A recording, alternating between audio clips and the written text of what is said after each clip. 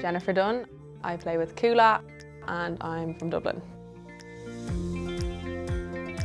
I've obviously experienced great times at Dublin through it, and obviously your club and your grassroots is where they give you the platform to go on and play with county teams and stuff like that. And even with my own club, I've experienced great successes and just the friendships you make. And I think the Cuala's kind of motto is it's more than a club, it's a way of life, and that's definitely true, I think, for most people that are involved in it. And it's just so important to everyone and just like a national treasure, I guess. And without it, I would be lost, and it's a huge part of my life, and a lot of my friends don't play it and they're like, oh, Jen's off playing matches, playing football, playing camogie, whatever, and you miss out on lots as well. Like, that's the side of it, especially when you're involved with the team that competes at a high level. You miss out on opportunities, maybe holidays or a bit of fun and crack and nights out and whatnot, but when you're winning or when you're experiencing like good times, it's all worth it. And yeah, it's a huge part of my life for sure.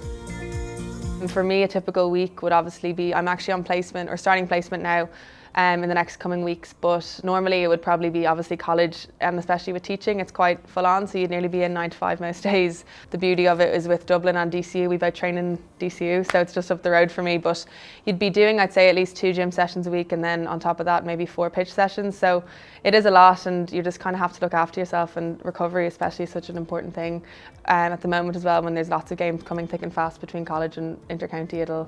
It does get chaotic, but I definitely think sport has helped me hugely to get that balance between like academics and my sporting career as well. And without sport, I probably wouldn't be able to excel as well in academics, because it's a nice break as well from the books and the study. Yeah.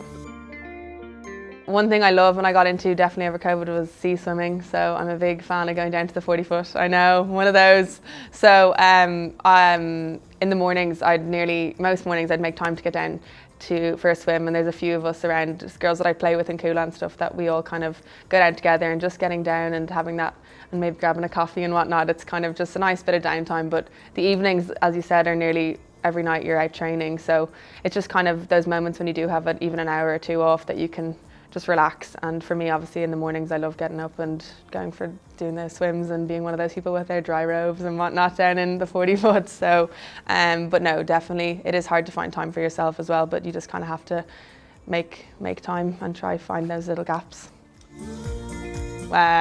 We'll say yacht play, yeah.